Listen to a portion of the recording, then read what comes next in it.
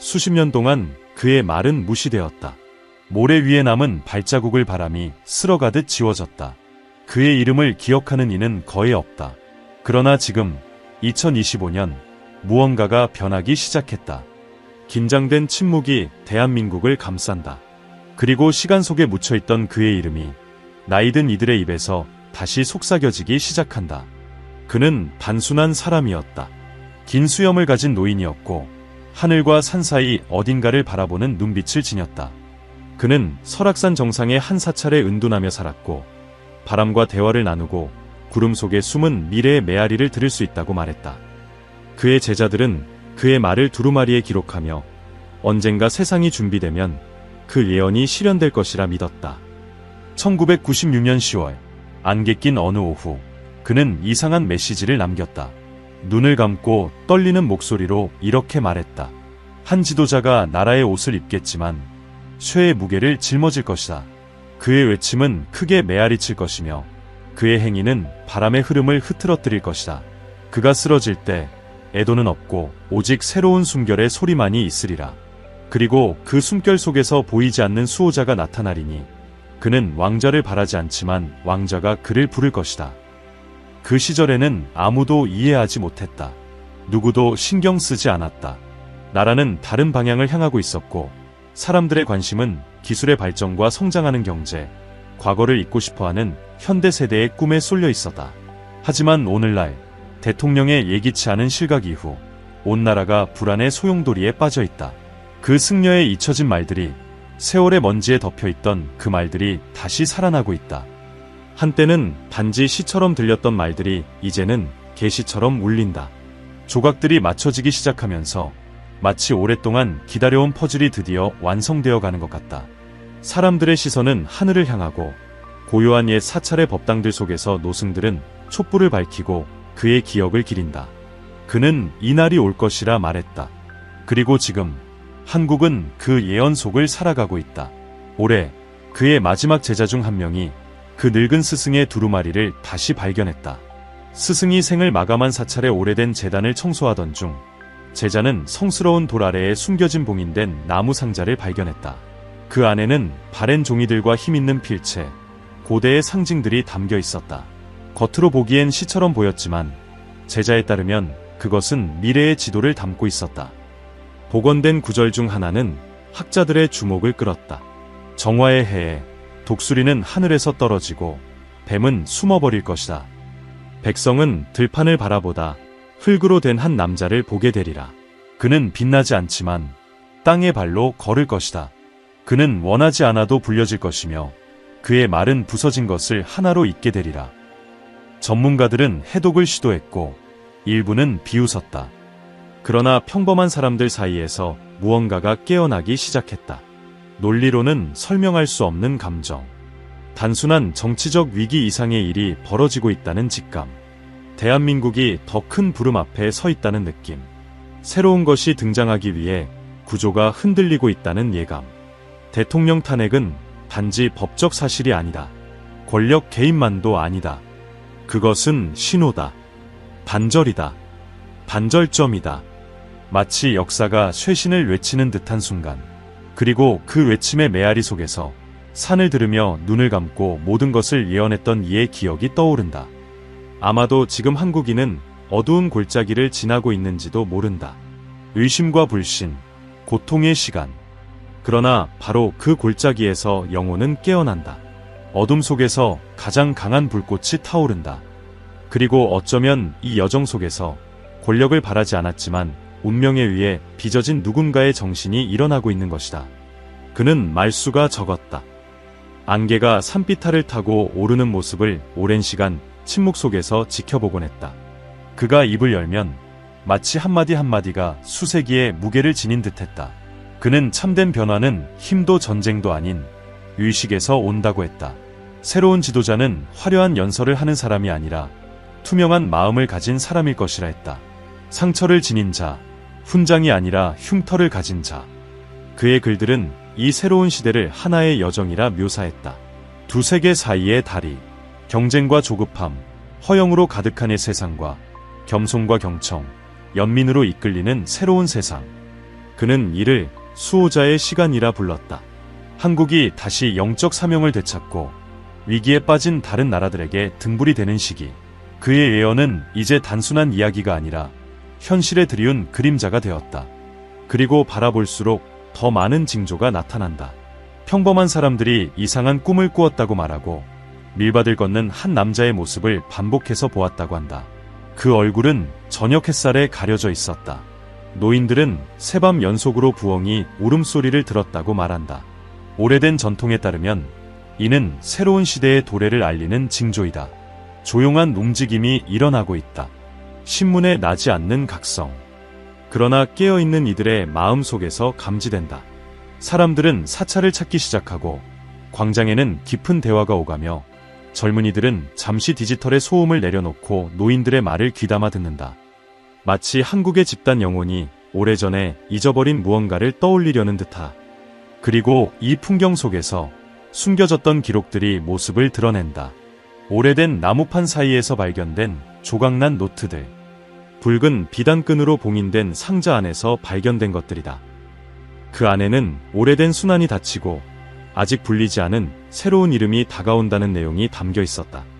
그 이름은 단절이 있었던 곳의 균형을, 외침이 있었던 곳에 침묵을 가져올 것이다. 그 글들은 명확하지 않다. 비유로 가득 차 있다. 마치 스승이 말고가 아닌 영으로 듣는 자만이 이해할 수 있도록 의도한 듯하다. 한 구절은 이렇게 적혀 있다.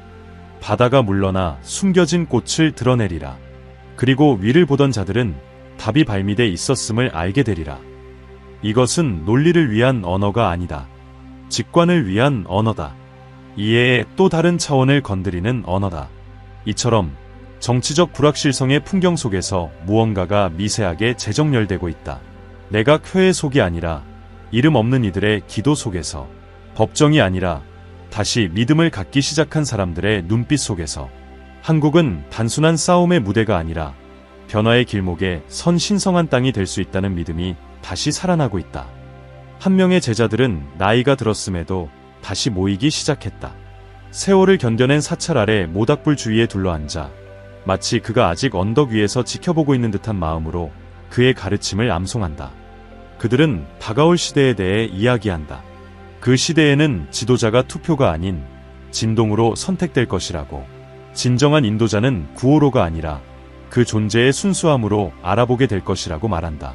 세상의 피로를 어깨에 짊어지면서도 조용한 눈빛을 간직한 사람, 그런 사람이 곧 지도자가 될 것이라고.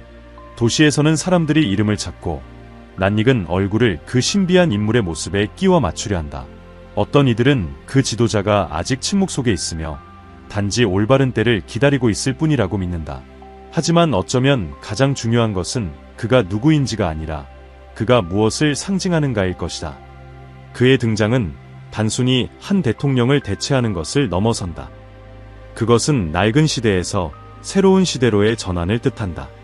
힘으로 측정되는 권력이 아니라 타인의 고통을 듣는 능력으로 평가되는 시대. 통치는 정복이 아닌 봉사의 행위가 되는 시대. 탄핵 발표 이후 시간은 더디게 흘러간다. 평범한 사람들의 얼굴에는 말로 표현하기 어려운 무게가 담겨 있다. 시장에서, 역에서, 전화 속 대화들에서 말로 표현되지 않은 질문이 모두의 사이에 떠 있다. 이제 어떻게 되는가? 대통령궁은 한때 권위와 방향의 상징이었지만 이제는 의문으로 둘러싸인 건물일 뿐이다. 국민은 아직도 무슨 일이 정말로 일어난 것인지 이해하려 애쓰고 있고 그 안에서 더 깊은 무엇인가가 움직이고 있음을 느낀다. 이 위기가 단지 정치적인 것이 아닌 더 오래되고 더 깊은 무언가가 작동하고 있는 듯하다. 유의미의 공백 속에서 한 명의 말이 더 강하게 울리기 시작한다. 그것은 신비한 예언이 아니라 민족의 영혼을 비추는 거울이다. 망토가 벗겨지면 몸은 추위에 떨게 되리라. 그 추위 속에서야 내면의 불꽃을 찾아야 하리라. 그는 스캔들이나 재판에 대해 말하지 않았다. 그는 영혼에 대해 말했다. 믿었던 모든 것이 무너질 때 집단의 정신이 길을 잃는 것에 대해 말했다. 국제 언론은 예에 주시하고 있다. 분석가들은 다음 권력자가 누가 될지를 예측하려 한다. 그러나 행간에서는 더 깊은 일이 벌어지고 있다. 국민은 이제 단지 새로운 이름을 원하는 것이 아니다. 무엇이 실패했는지를 알고 싶어 한다. 누가 다스리는 자와 다스림받는 자 사이의 연결을 끊었는지를 알고 싶어 한다. 많은 사람들은 윤 정권 초기를 기억한다. 단호함과 질서, 재건의 약속들. 그러나 점차 그 단단함은 단절로 변했고 대화는 명령으로 대체되었다. 그리고 힘과 자비의 균형에 익숙했던 이 나라는 안으로부터 갈라지기 시작했다. 한 명은 말했다. 명령하려 외치는 자는 백성의 마음에 들리지 않으리라. 백성이 마음을 닫으면 쇠조차도 그것을 열 수 없으리라. 그리하여 그렇게 되었다. 신뢰는 햇살 속 안개처럼 사라졌고 제도는 흔들렸다. 그리고 늘 견디던 민중조차 더는 참지 못하게 되었다. 이제 이 정지된 시간 속에서 작은 깨어남의 징후들이 나타나기 시작한다. 거대한 사건은 아니지만 섬세한 움직임들이다. 교사들은 학생들에게 섬김의 의미를 곱씹게 하고 노동자들은 점심시간의 윤리에 대해 이야기한다. 정치에 무관심하던 청년들이 이제 카페에서 모여 진정한 리더십이 어디서 오는지를 논의한다. 지금은 하나의 건너의 시간이다. 어디를 딛고 걸어야 할지 알 수 없는 사막을 건너는 듯한 시기이지만 그 모든 발걸음에는 의식으로의 부름이 담겨 있다. 확신은 없지만 되돌아갈 수는 없다는 감각은 분명하다. 한국은 이제 두려움이 아니라 신뢰 위에, 권위가 아니라 진실 위에 걷는 새로운 길을 찾아야 한다. 사찰에서는 스님들이 향을 피운다. 악기를 쫓기 위함이 아니라 집단의 마음을 정화하기 위함이다. 피어오르는 연기마다 하나의 뜻이 담겨 있다. 이번 몰락이 만들어낸 공허함이 또다시 같은 것으로 채워지지 않기를. 기다릴 용기, 들을 용기, 지혜로 선택할 용기를 갖기를. 지금의 위기는 단지 정치적 차원이 아니다. 그것은 영적인 위기다. 그 공허함을 급히 채우려는 조급함 속에서 크게 말아대기 기울이지 않는 지도자를 다시 찾게 되는 위험. 새로운 이름과 새로운 외형 속에 같은 굳은 마음이 반복되는 위험. 한 명은 경고했다. 높은 곳의 추락 이후에는 혼란한 목소리의 시간이 오리라. 많은 이들이 일어나 말하리라. 내가 새로운 길이다. 그러나 오직 외치지 않는 자, 오직 겸손한 이들과 함께 걷는 자만이 인도할 자격이 있으리라. 위기의 시기에는 절박함이 외치고 그 외침이 잠잠해질 때 지혜가 대답한다. 예상치 못한 건넌 속에 여전히 잠겨있는 한국은 이제 결핍 너머의 무언가를 어렴풋이 보기 시작한다. 단순히 순환을 반복할 수도 있고 혹은 새로운 시도를 할 수도 있다. 바로 그 갈림길에서 한 명의 예언은 가장 깊숙한 곳을 울린다. 강한 자를 찾지 마라. 진실한 자를 찾아라. 그가 생전 마지막 일기장의 끝에 남겼다고 전해지는 말이다. 낡은 삼배천에 쌓인 나무 상자에 조심스레 보관되어 있었다. 인상적인 문장이 아니라 하나의 기억, 하나의 지시, 하나의 경고였다. 한국인은 늘 자신의 인내심과 규율과 명예와 조직력의 자부심을 가져왔다. 그러나 이제 그 틀 너머에서 깨어나기 시작한 무언가가 있다. 그것은 진실성에 대한 갈망이다. 단지 능력이 아닌 진정성에 대한 열망. 이상을 가장한 사람이 아니라 불완전함 속에서도 온전한 사람, 진실한 사람.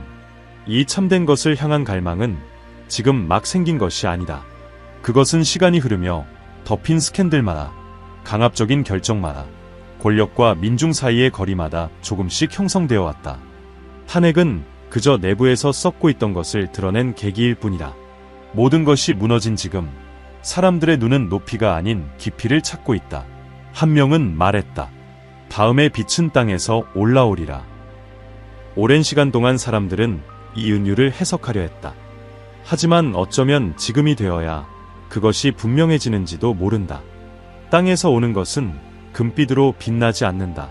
명예의 계단을 타고 올라오지 않는다. 땅에서 오는 것은 백성 속에서 태어나고 이팀 이들의 땀으로 자라며 겸손함 속에서 꽃 피운다.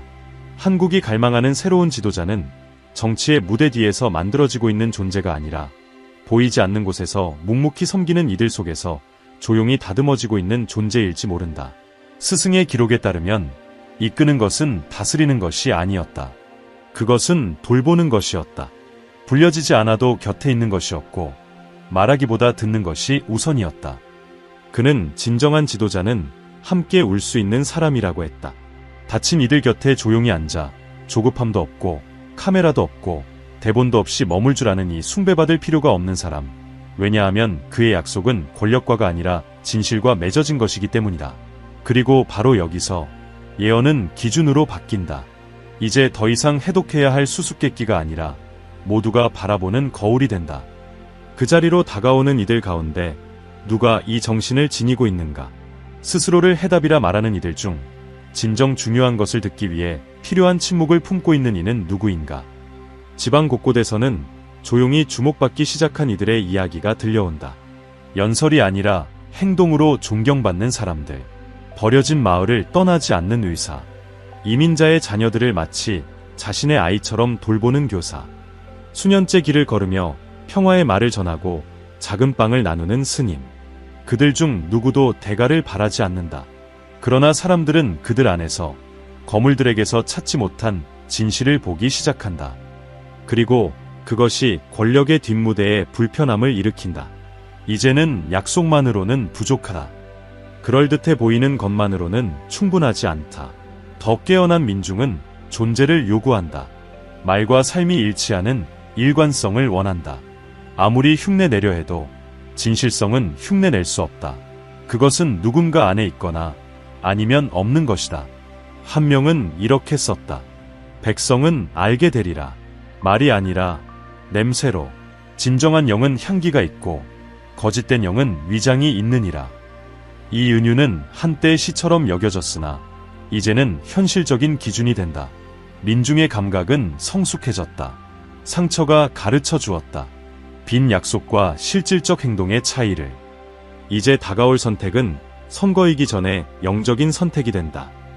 언론도 이 흐름을 감지하기 시작했다. 더 이상 단순한 수치만을 바라보지 않는다. 사회적 징후에 주목하기 시작한다. 공동체 모임의 증가, 경청의 자리, 정의를 향한 발걸음, 더 붐비는 사찰, 지도자와 시민 사이의 진정한 대화를 원하는 목소리. 한국은 안에서부터 움직이고 있다. 땅이 변하고 있다. 그리고 한 명이 말했던 그 정신은 더 이상 미래에만 있지 않다. 지금 이 순간 현실 속에 스며들고 있다. 대통령의 탄핵은 시대의 끝이 아니었다. 그것은 하나의 계시의 시작이었다. 권력이 무너지는 동안 의식은 깨어났다. 그리고 서두름과 자만, 허영의 층 아래 묻혀있던 것이 드러나기 시작했다. 한때 잠들어 있었지만 본질과 끊어진 적 없는 한 민족의 영성. 그것이 다시 깨어나고 있는 것이다. 대한민국은 그리고 늘 그래왔듯 강한 정신의 땅이다. 산속 사찰마다, 식사 전에 조용한 기도 속마다, 조상께 드리는 작은 예속마다 현재와 영혼을 잇는 보이지 않는 실이 이어져 있다. 현대화는 그것을 지운 것이 아니라 단지 덮었을 뿐이다. 그러나 이제 모든 것이 멈춘 지금 그 실이 다시 빛난다. 그리고 더는 외면할 수 없는 길을 밝혀주고 있다. 한 명은 늘 말했다. 나라의 기초는 법에 있지 않고 백성의 마음에 있다. 그는 영성을 모든 진정한 변화에 보이지 않는 토대라 여겼다. 그리고 말하곤 했다. 집단의 영혼이 다시 조화롭게 숨쉬기 시작할 때 정의로운 지도자는 힘이 아니라 진동으로 자연스럽게 알아보게 되리라고. 지금 우리가 목격하고 있는 것은 단순한 권력 교체가 아니다. 그것은 성스러움으로의 회귀다. 종교적 성스러움이 아니라 존엄과 의식, 경청의 성스러움. 그리고 그것은 작은 몸짓 속에서 드러난다. 길에서 노인을 돕는 청년, 오래된 석상 앞에서 조용히 멈춰선 아이, 평화를 바라는 마음으로 향을 피우는 어머니. 거리에서는 점점 더 많은 이들이 사찰 앞에 멈춘다. 들어가고 앉는다. 무엇을 바라기 위해서가 아니라 오랫동안 듣지 못했던 것을 다시 듣기 위해. 바로 자신의 영혼. 그리고 그 듬이 집단으로 확장될 때 국가는 법령이 아니라 내면의 결단으로 변화하기 시작한다. 더 나은 존재가 되고자 하는 의지, 다시 연결되고자 하는 갈망으로. 나라의 영성은 재단 위에 있는 것이 아니다. 그것은 일상의 선택 속에 있다. 타인을 향한 존중 속에, 지도자가 백성을 바라보는 눈빛 속에, 설득이 아니라 연결을 위한 말 속에 있다. 그리고 그것이 점점 더 조용하지만 분명하게 대한민국의 미래를 형성하는 기준이 되어가고 있다. 한 명은 머무름의 시간에 대해 이야기하곤 했다. 민족이 내면의 겨울을 겪은 뒤 새로운 힘으로 피어나는 순환의 시기. 어쩌면 지금이 바로 그 시기일지 모른다. 소음이 침묵으로 자리를 내어주는 시간. 백성이 더 이상 공허한 약속을 좇지 않고 스스로 안으로 향해 묻기 시작하는 시간. 우리는 무엇을 아이들에게 남기려 하는가? 우리는 어떤 정체성을 길러가고 있는가? 진정한 번영이란 무엇인가? 이 영적인 땅 위에서 씨앗들이 움트기 시작한다. 지역의 지도자들이 새로운 기준이 되고 노인들의 지혜가 다시 들리기 시작하며 잊혀졌던 승려와 시인의 가르침이 다시 돌기 시작한다. 마치 오랜만에 꺼낸 책을 펼쳐보았더니 그 속에 언제나 답이 있었다는 것을 깨닫는 것처럼 진정한 예언은 어쩌면 한 사람의 몰락이나 구세주의 도래에 관한 것이 아니었는지도 모른다. 그것은 아마 이런 것이었을 것이다. 하나의 민족 전체가 새로운 삶의 방식으로 깨어나는 것. 더 인간답고, 더 정의롭고, 더 지혜로운 방식으로. 그리고 이 변화는 아무리 조용해 보여도 이미 시작되었다. 작은 몸짓 속에서, 더욱 깊어진 시선 속에서, 진실을 택하는 지도자들 속에서 그 진실이 대가를 요구할지라도 침묵하는 것이 더 쉬울 때에도 친절을 선택하는 시민들 속에서 바로 이 땅 위에서 새로운 길이 드러난다. 궁전이 아닌 광장에서, 토론이 아닌 기도에서, 정상 아닌 뿌리에서 대한민국은 지금 더 큰 거울 앞에 서 있다. 그리고 그 거울 속에서 새로운 얼굴을 찾는 것이 아니라 오래된 영혼을 되찾고자 한다. 그것은 연합의 영, 돌봄의 영, 영적인 용기의 영이다. 언제나 그 자리에 있었지만 이제 다시 경외심을 가지고 들리기 시작한 그 영. 한 명은 구원자는 밖에서 오지 않고 백성의 한가운데서 태어날 거리라 말했다. 그는 특정 인물을 말한 것이 아니었다. 하나의 흐름을, 하나의 의식을, 하나의 집단적 존재감을 말한 것이다. 그것이 깨어날 때 세상은 자연스레 변화하게 된다. 그러기에 지금이야말로 그 어느 때보다 깨어난 마음으로 선택해야 할 시간이다. 조급함, 절망, 조작의 함정에 빠지지 않기 위해 보이지 않는 것을 듣고 조상을 기리고 모든 큰 변화가 결국은 작고 깊은 연결에서 시작된다는 것을 기억하기 위해 국가의 영성은 신문에 실리지 않는다. 그러나 그것은 세밀한 순간에 감지된다. 해질 무렵 피워지는 향의 향기 속에서, 타인의 아픔 앞에서 머무는 고요함 속에서, 소리치지 않지만 산처럼 굳건히 남아있는 희망 속에서, 예로부터 이 백성을 지켜온 산처럼 예언은 수요처럼 이루어지지 않는다. 그것은 내면의 쇄신으로 이루어진다. 이제는 각자가 결정해야 할 시간이다. 눈을 감은 채로 계속 걸을 것인가? 아니면 더 깊고, 더 진실하며, 더 빛나는 무언가를 보기 위해 눈을 뜰 것인가? 왜냐하면 결국 대한민국의 진정한 미래는 한 사람의 손에 달려있지 않기 때문이다. 그것은 누구인가의 문제가 아니라 우리가 누구인가를 기억하는 민족의 집단적 정신에 달려있다. 그 기억이 깨어날 때 이 나라는 그 어떤 것도 꺾을 수 없는 존재가 된다.